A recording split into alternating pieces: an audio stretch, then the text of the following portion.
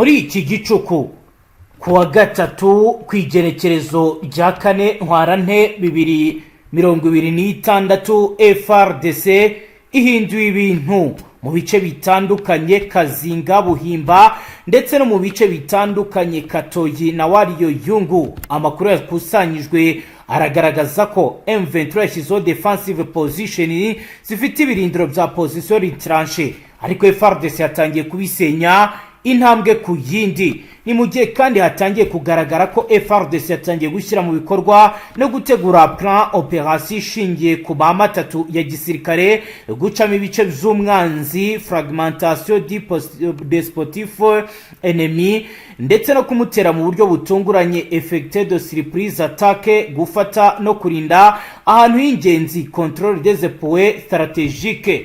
Nibyo Fardc yatangiye gukora. Ibiro bikaba bijyanye n'ibiri kugenda bigaragara bya muwavre de insacrement progressive nkuko bikomeje kugenda bivugwa kandi binagaragara.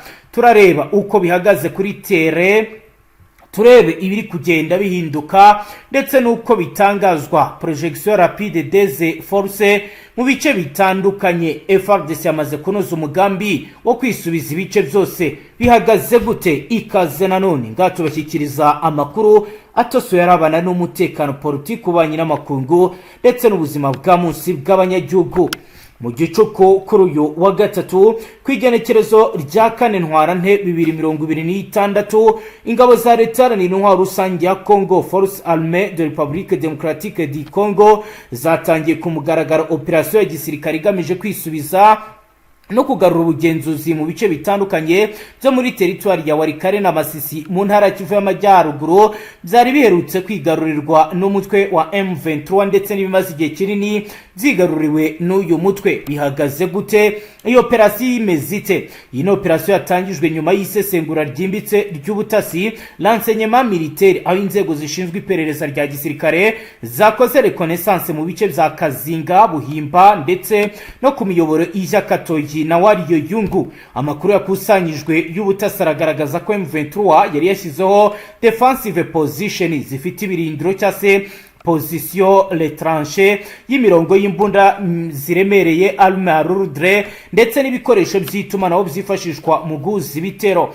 Fardc yahise itegura plan opérationnel ishingiye ku mamatatu ya gisirikare, harimo guca ibice umwanzi ibizwe mu gisirikare nka fragmentation du sportif ennemi, kumutera mu buryo butunguranye ibizwe mu gisirikare nka effecté de surprise tactique, no gufata no kurinda ahantu y'ingenzi ibizwi mu gisirikare nka contrôle des positions stratégiques. Mu cyiciro cya mbere cy'operation hakozwe ibikorwa byo guhagarika imiyoboro y'itumanaho n'iyambijyanye no kugeza ibikoresho ku mirongo y'imbere y'urugamba, capturer des lignes de raterverement. Ibiro byakozwe binyuze mu kohereza unité mobile zikobe genda zoherezwa mu mashyamba no mu misozi zigamije gufunga inzira zituruka mu mihanda ya ndetse n'ayitwa Kasopo. Abarwanya M23 bakoraga ubufasha bwa buri munsi muri ibi bice. Mu cyiciro cya kabiri Fardc yakoresheje amayeri mashya arimo muwavre de insacrement progressive, aha niho ingabo zigaba ibitero ku mpande nyinshi, offensive multi-axe, aho gutera ku murongo umwe bagamije gutatanya ubushobozi bw'umwanzi no kwirwanaho. Ibiro bikaba bijyana no gukoresha unité spéciale zikora mu masaha y'ijoro, opération nocturne zigamije gusenya ibirindiro by'imbunda ziremereye no guhungabanya komandoma y'umutwe wa M23. Ku rundi ruhande hakozwe coordination interarmée, aho ingabo zirwanira ku butaka, infantry zifite intwaro ziremereye n'izindi nzego zunganira aba mu buryo buhagije. Aterari yakoze tire de neutralisation ku birindiro bitandukanye bakoresheje ibikoresho bya gisirikare mbere yuko aba infantry batangira kwinjira mu duce twari twarafashwe. Icy'ingenzi muri iyi plan uko Fardc yashyize imbere doctrine ya tenir et stabilisateur, bivuze ko ingabo zifasha ingabo zifashe zidahita zihasiga, ahubwo rero zishyiraho unité de stabilisation izaguma muri ibi bice. Nibyo Fardc iri gukoresha bigakomeza kugenda bituma barinda abaturage no gukumira contre offensive. Ibiro bikaba bigamije kurinda uduce twafashwe tukongera gusubira mu maboko ya M23 nkuko zagiye bigaragara mu minsi yashize. Mu rwego rwo gukorera ku gitutu, Fardc iri gukoresha uburyo bwa projection rapide des forces, aho reserve ziteguye kohereza aho ariho hose habonetse icyuho mu murongo w'umwanzi. Ibiro bigafasha gukomeza mu mantumu y'igitero no kuburizamo umugambo wari wo wose wo kwisuganya kwa M23. Nubwo operasiyo iri gukorwa mu ibanga rikomeye rya gisirikare secret opérationnel, amakuru ari guturuka ku mirongo y'imbere y'urugamba aragaragaza ko hari ibice bimwe na bimwe byatangiye kongera kugenzurwa na Fardc, cyane cyane ku mihanda ifite akamaro mu bijyanye n'ibikorwa ry'ibikoresho, nk'uko rero undercover zihagaze ku mirongo y'imbere y'urugamba ziri kubitangaza. Iyi ni strategie nshya ya gisirikare Fardc iri gukoresha mu rwego rwo kugira ngo ibashe kuba yasubiza inyuma ibitero reaction défensive, ahubwo ko binjiye mu cyiciro cya offensive planifiée ifite intego yo gusenya burundu dispositif ya M23 iri muri triangle ya Kazinga, Buhimba, Katoyi no kugarura ubusugire bw'igihugu muri aka gace. Nkuko ro bigaragara Fardc yatangiye operation nkuko bigaragara, aho bizemezwa kandi bikavugwa ko hakomeje kugenda humvikana andi makuru akomeye yatangajwe n'abikinshasa kubirebana n'umutwe wa Red Tabara waburi gukorana na M23. Ariko Red Tabara yamaze kudeklara ivuga ko ibiri kuvugwa atari ukuri. Undercover ndetse na Roko Informo baravuga ko mu bice bya territoire ya Masisi, Rucuru ndetse no muri Nyiragongo hagiye kubera imirwano ikomeye, nkuko amakuru y'ubutasi akomeje kugenda bigaragaza. Abakora mu nzego zibanga G2 baragaragaza ko kugeza ubu M23 yamaze gukusanya ibikoresho byose by'urugamba, mu gihe ivuga ko Fardc nayo mu misozi itandukanye iriteguye. Roko Informo zo ziti mu mihana ikigumira mu mihana, akaba ariyo mpamvu abaturage bari gupfa ku rwego rwo hejuru, kandi ubona yuko nyuma yo kurimbura agace karitsiye cyangwa ahantu hatuye cyangwa wenda ku basanzwe bazi muri biriya bice nyine tuhita twe mu mihana, nyine ahantu haba hatuye abantu benshi. Ushobora kuvuga umuhano ukumva wenda ni ikinyarwanda kindi cyangwa ni ikintu kitumvikana, ariko ni ahantu haba hatuwe twahita nk'umudugudu.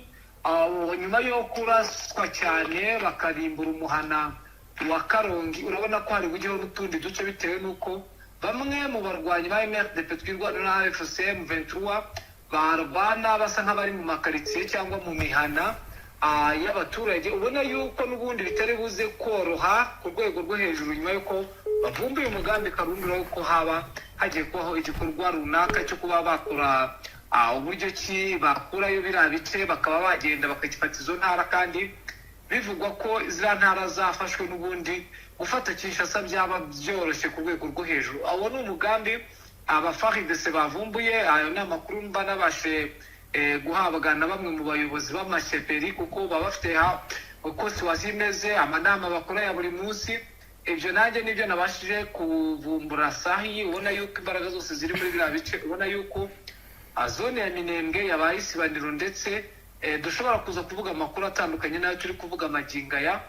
Nubwo bamwe bakomeje kugenda bavuga ngo baringuye umuhana wa Karongi, harajyaho n'utundi duce ndetse n'ibindi bice, ubona yuko byose bisa nkaho hajemo atake ikomeye, kandi twavuga ko ari atake simusiga idafite kuba wenda hari ubwo wenda yababarira bamwe muri bamwe, kuko n'ubundi ihuriro rya Fardc ubona yuko ryamaze kuvumbura ko bagomba kurimbura bidasubirwaho iriya mihana yo mu Minembwe, kuko ubona ko abaturage basa nk'abashyigikiye MRDP twirwana na AFC, kandi urumva ko kuba babashyigikiye nta gahunda n'imwe yo kuba bagira icyo babafasha, kandi ubona yuko umwanzi bahanganye nawe ataboroheye, ari kubakoramo mu nzira zose. Akaba ariyo mpamvu icyo bari kwitabaza n'ubundi ni uburyo bwo gukoresha ikoranabuhanga, bakoresha zino drone, kuko inzira z'ubutaka bo barabakindagura rwose. Akaba ariyo mpamvu ubona bari gukoresha izi drone, zikaba ziri gukora operasiyo zitandukanye n'iby'abandi baba batekereza. Abantu bari gupfa, abasirikare benshi haba kuri kote zose. Ariko icyo nakubwira cyo, aha ni zone y'irimbukiro, ni zone y'ibibazo. Urumva ko bisa nkaho bitoroshye gukoresha drone, akaba arizo zikora nyuma yuko n'ubundi bari baravumbuye uburyo drone zikorwamo naho zituruka. Benshi bazi ko zituruka Kisangani, abandi bazi ko ari Merekyo Ndadaye, ariko amakuru nabashije gufata hari aho ziri kuva mu burengerazuba bwa Merekyo Ndadaye International Airport. Drone basetinze mu gihugu cy'u Burundi, zikomeje gukora akazi katoroshye bitewe n'uko bashaka ko abaziri b'uru rya FC naryo ryabababaje bitari gakeya, bitewe n'abasirikare bari baba FDNB bishe batagira umubare muri biriya bice n'ubundi, haba kuri Prende Ruzizi ndetse na hano muri zone ya Minembwe. Yego, dukomeje page y'amakuru yacu bwana Safari, unyemerere dukomoze kuri biri kuvugwaho l'Alliance Fleuve Congo M23 ryigambye ko ryagavye igitero ku kibuga cy'indege cya Kisangani. Ubwo turagaruka n'ubundi turebera hamwe n'andi makuru, harimo rero nuko Repubulika ya Demokarasi ya Kongo yishimiye ibihano Leta Zunze Ubumwe za Amerika zafatiye igisirikare cy'u Rwanda. Reka dutangire tubabwira ko AFC yigambye igitero cya drone Kisangani Bango Baka.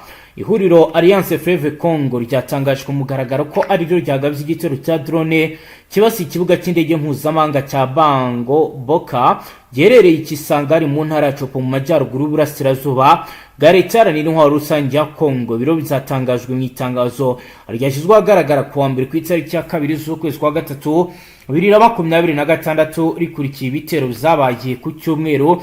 Mu itangazo ryayo AFC yasobanuye ko yagabye iki gitero igikorwa cyari kigamije kwirwanaho no kurinda umutekano w'abaturage, kigamije guhagarika no gusenya drone yavugaga ko zari zigiye koherezwa kugaba ibitero ku basivili no ku birindiro byayo biri hafi y'umujyi wa Kisangani. Uyu mutwe wagaragaje ko iki gikorwa kiri mu rwego rwo kwirwanaho no kurengera abaturage b'inzirakarengane, ushimangira ko atari igikorwa cyo guhungabanya umutekano ahubwo ko ari icy'ubwirinzi.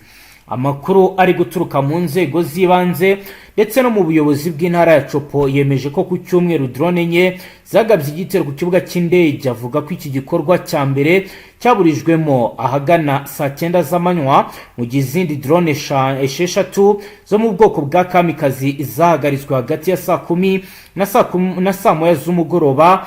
AFC yashimangiye ko gusenya izi drone za leta zari mu rwego rwo kwirwanaho kuko zashoboraga kugirira n'aba baturage n'ibice igenzura, bityo ko igikorwa cyo kuzisenya kikaba rero ari cyo cyo gukumira ibyago byari byugarije abasivili. Nubwo Leta ya Kinshasa itaremera ku mugaragaro ko hari ibyangiritse, amakuru ari guturuka ahizewe aravuga ko hangiritse bimwe mu bikoresho byari ku kibuga cy'indege birimo drone zari zihari. Gusa kugeza ubu nta muntu uratangazwa yaba yarasize ubuzima muri ibi bikorwa. Hari andi makuru twakiriye avuga ko hari ibikorwa by'umunara ugenzura indege cya tour de contrôle byangiritse bikomeye. AFC ivuga ko intego yayo ari ukurinda abaturage no kwirwanaho itagamije kwibasira ibikorwa bya gisivile.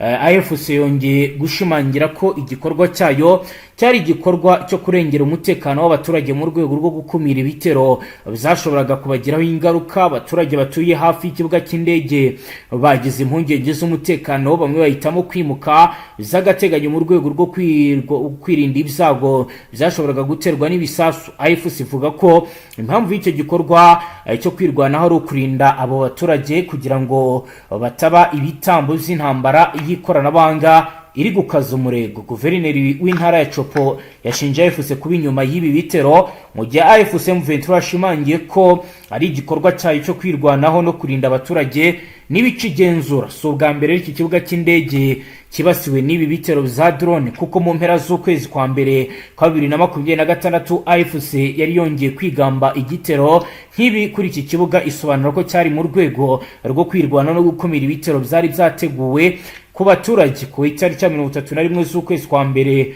n'ukwezi kwa kabiri 2026.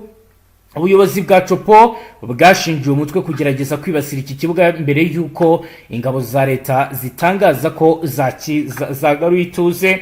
Ibi bitero by'indege zitagira abapilote bikomeje kugaragaza ko ikoranabuhanga rya gisirikare cyane cyane rikoreshwa na rya drone riri gufata indi ntera mu ntambara ibera mu burasirazuba bwa Kongo by'umwihariko mu ntara ya Kivu y'Amajyaruguru ndetse n'intara ya Chopo, aho ku itariki ya 24 z'ukwezi kwa kabiri 2026 mu gace ka Masisi mu ntara ya Kivu y'Amajyaruguru leta ya Kinshasa yagabye ibitero bya drone mu bice bigenzurwa na AVIS. Amakuru yaturukaga muri ibyo bice yavugaga ko hari ibikorwa bya gisivili byangiritse ndetse n'abaturage bagizweho ingaruka. Hari kandi amakuru avuga ko hari bisasu byagabwe hifashishijwe drone zaturutse Kisangani ni Bujumbura mu Burundi bikerekeza mu mihana ituwe n'abanyamurenge mu Mirembwe. AVIS iravuga ko ibi ari bimwe mu byatumye ifata icyemezo cyo kwirwanaho no gusenya drone zikorera Kisangani mu rwego rwo kurengera abaturage. Kisangani rero nk'umujyi wa gatatu munini muri Kongo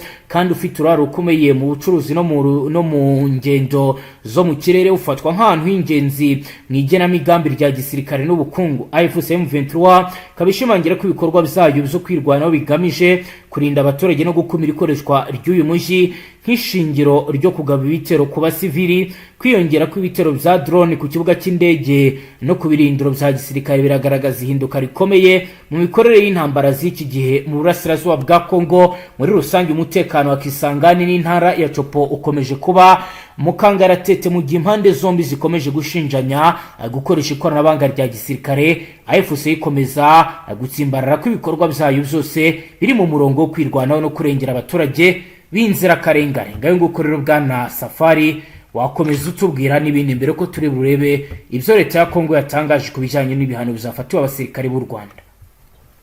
Yes, nibyo ariko hari amakuru akomeye cyane aturuka muri Nord Kivu, aho bivuga ko n'ubundi kuba ihuriro rya AFC rikomeze kwavasa urugamba, Fardc nayo hari igikorwa yakoze kubera uburangare bw'ihuriro rya AFC mu duce twarazamwe bari bamaze iminsi bakorerayo urugamba, kuko byari iminsi ibiri bari basaga n'abaravuye muri bino bice. Akaba ari uduce magingaya dusa naho turi gukontorora urwanya ihuriro rya Fardc. Ubona yuko ibintu byongereye imbaraga kandi ubona ko AFC ishaka gukora akazi katoroshye ko kuba abagaba ibitero simusiga ndetse bakaba banafata ibice by'ingenzi muri biriya bice. Urabona yuko imirwano yongeye kugura isura kandi ikomeye bitewe n'uko